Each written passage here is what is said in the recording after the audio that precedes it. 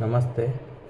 હવે સંન્યાસ ઓછો પ્રમાણે લેવું જોઈએ કે નહીં? ઓછો પ્રમાણે લઈએ ને તો તમે કશું અચીવ ના કરી શકો સંન્યાસના ધર્મનું. અને મારી અંદર અત્યારે સંન્યાસીઓ અને મુનિઓ જ છે જેમણે વાર્તાઓ બનાવી છે મારી જેમ, અને અહીંયા ને અહીંયા અમદાવાદમાં મને જુદી જુદી જગ્યાએ ફેરવે છે.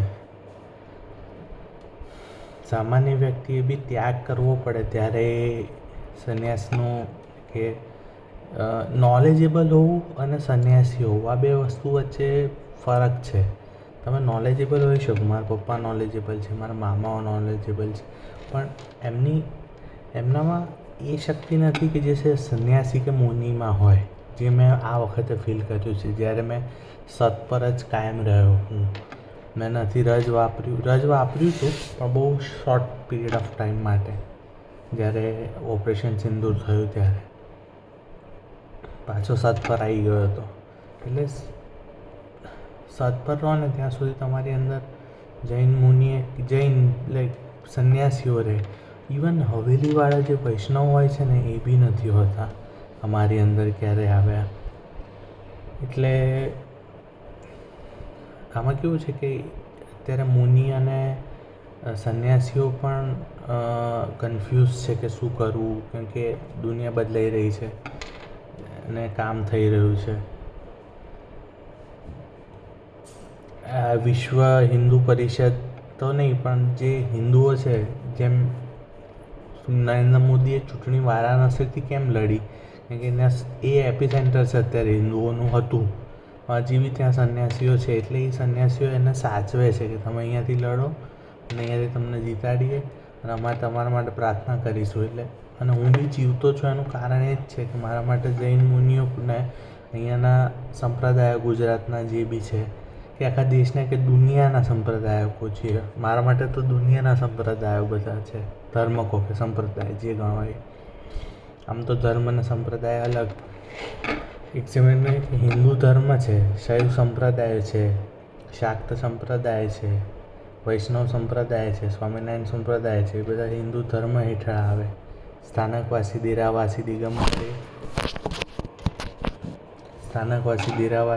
દિગંબર એ સંપ્રદાય છે, એ જૈન ધર્મ હેઠળ આવે. એવી રીતનું બધું છે. એટલે આ તો એક્ઝામ્પલ સેટ કરવા માટે. એટલે એમની એનર્જી મારામાં આવી શકે. ધારો કે કોઈ નોલેજેબલ વ્યક્તિ છે, એની એનર્જી મારામાં આવી શકે, જેમ કે પપ્પાની આવી હતી અને પપ્પાને બધી તકલીફો પડવા માંડી હતી.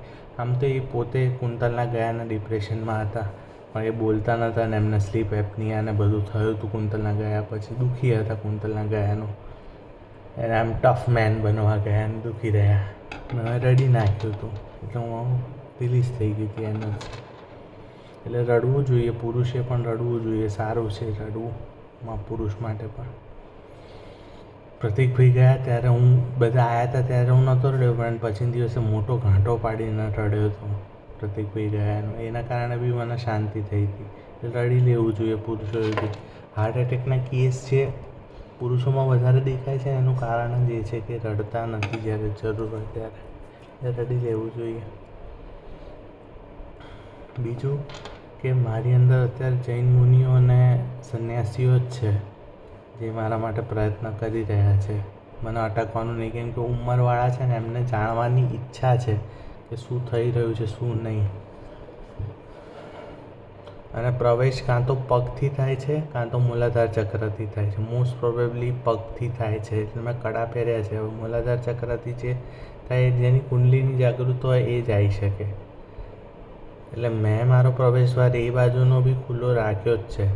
મારા મમ્મી પપ્પાને મેં દોરા બાંધ્યા છે, મેં પોતાનામાં નથી બાંધ્યા, કારણ કે તમારે પ્રવેશ કરવો હોય તો કરો, જાણો જુઓ શું છે.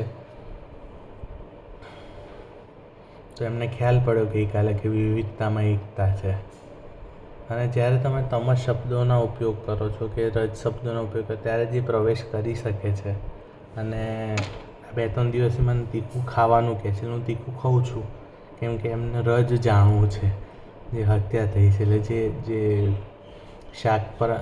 શિવ કે શાક્ત પરંપરાના હોય એ લોકોને ગમે રજ કે તમસ, કે જેમાં કે પણ મને બહુ ખ્યાલ નથી આવતો, કેમ કે મારા ટોપ પર સત છે. ભગવદ્ ગીતામાં બી લખ્યું છે કે જ્યારે તમે રજ ને તમસ દબાવો છો ત્યારે સત ઉપર આવે છે. સત ઉપર છે એટલે જે રજ ને તમસ છે મને જાણવા નથી મળતું. ભગવદ્ ગીતામાં બી એવું લખ્યું છે કે કોઈ હું તમને બતાવું અનાસક્તિ યોગ ગાંધીજીએ લખ્યો છે. એમાં એક સરસ વસ્તુ લખી છે.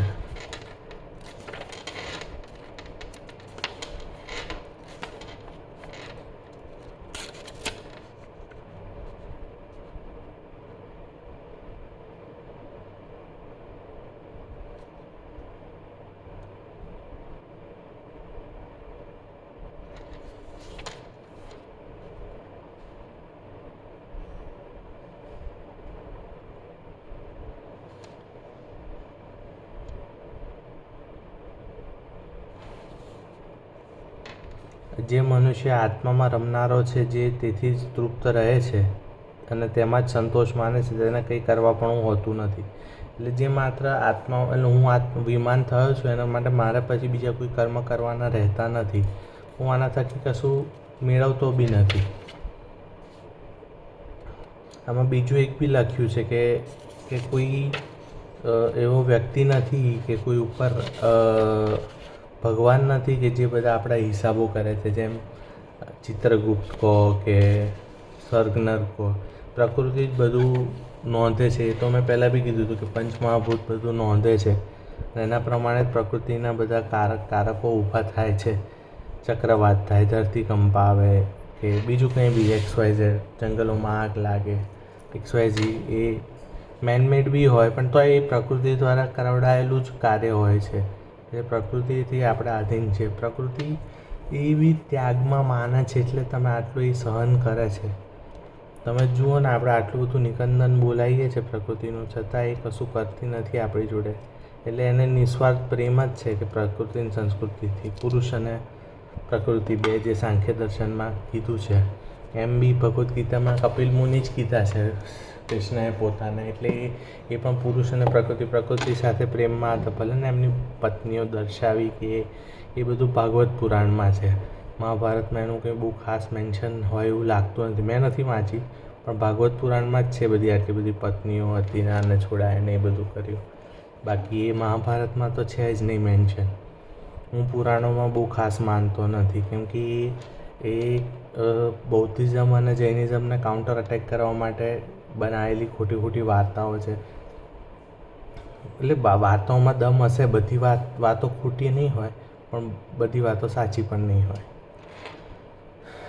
એટલે પ્રકૃતિ બધું જુએ છે અને એ પ્રમાણે એ હિસાબ કરે છે.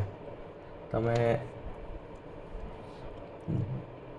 જોઈ લો, હું આટલું વર્ષ ખેંચ્યું આટલું બધું કર્યા પછી એ પ્રકૃતિના હિસાબે જ કર્યું છે. કોરોના થયો તો એ માણસો સિવાય કોઈને નહોતો થયો. એ શું દર્શાવે છે કે પ્રકૃતિ બધું નોટિસ કરે છે. દર 100 વર્ષે આવે છે પપ્પા કહે છે. પણ એમ તો નાના મોટા રોગો તો થતા જ રહે છે માણસોને. મારે પણ દવા લેવી પડે છે માણસ છું એટલે એ શું દર્શાવે છે કે પ્રકૃતિ બધું નોંધે છે. એટલે આપણે પ્રકૃતિને સાચવીએ અને પ્રકૃતિને માન આપીએ તો સારું. કંઈ વિકાસશીલ થવાથી આપણે વધારે યોગ્ય થશું એવું જરૂરી નથી. સમૃદ્ધ થવાથી યોગ્ય થઈશું. સમૃદ્ધિ એટલે સમવૃદ્ધિ, એટલે પુરુષ અને પ્રકૃતિ બંનેની સમૃદ્ધિ થાય તે. તમને જે ઠીક લાગે એ કરજો આમાંથી. મારે જે વાત કહેવી હતી એ કીધી.